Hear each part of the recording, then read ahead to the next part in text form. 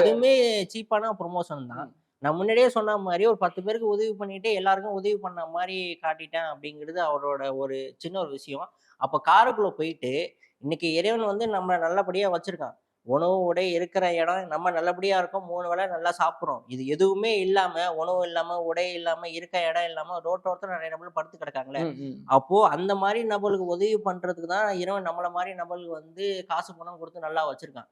உதவி பண்றேங்கிற பேர்ல அவங்கள வந்து நம்ம இழிவுபடுத்தக்கூடாது. அப்ப இர்ஃபான் என்ன பண்ணாரு அப்டின்னா, அவங்களுக்கு உணவு, உடை குடுக்குங்கிற பேர்ல வந்து, "அந்த ஒண்ணு நிக்கிது பாரு, இந்தா இங்க ஒண்ணு நிக்கிது பாரு, இந்தா அதுக்கு குடுக்கலாம், இந்தா இது குடுக்கலாம்." அது இது அப்படிங்கிற வார்த்தை வந்து ரொம்ப ஒரு தவறான சொல்லு. அது இது நம்ம யார குறிப்பிடுவோம்? 5 அறிவு ஜீவன் இருக்கக்கூடிய ஒரு ஆடு, மாடு, ஒரு நாய சொல்லுவோம். அது இது அப்படின்னு. அப்போ 6 அறிவு இருக்கக்கூடிய மனுஷன பார்த்து அது இதுன்னு சொல்றாரு அப்படின்னா, ஏன்னா இர்ஃபான் வந்து சின்ன வயசுலேருந்து கஷ்டப்பட்டு வளர்ந்த ஒரு நபர். கண்டிப்பா. Single parent. ஆமா. ஆனா வளர்ந்த பிறகு, காசு வந்த பிறகு எல்லாமே மறந்து போயிட்டாரு. ஏன்னா ஆடம்பரமா வளர்ந்து ஃபுல் அண்ட் ஃபுல் ஆடம்பரமா வந்துட்டாரு. காசு வந்து கணக்கு வழக்கு இல்லாம கொட்டுது. அப்படிங்கும்போது வந்து என்ன பண்றாரு, இர்ஃபான் மாரி போன்ற நபர்கள் சமூகத்த தப்பா வந்து வழி நடத்துறாங்கன்னு தான் நான் சொல்லுவேன். தப்பா வழி நடத்துறாங்கன்றீங்களா? கண்டிப்பா.